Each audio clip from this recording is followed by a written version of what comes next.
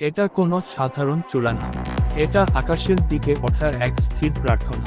স্তরে স্তরে সাজানো এই শিখারা যেন নীরবে বলে, স্প্রিন্ট কখনো শব্দ করে না, কাছ থেকে দেখলে বোঝা যায়।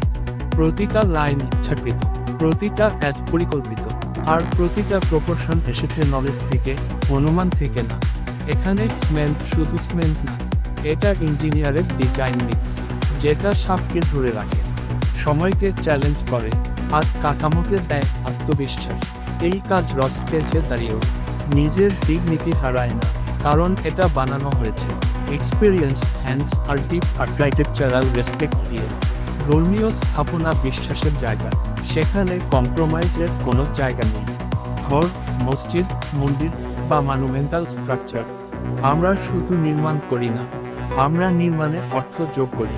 Design plus build with knowledge.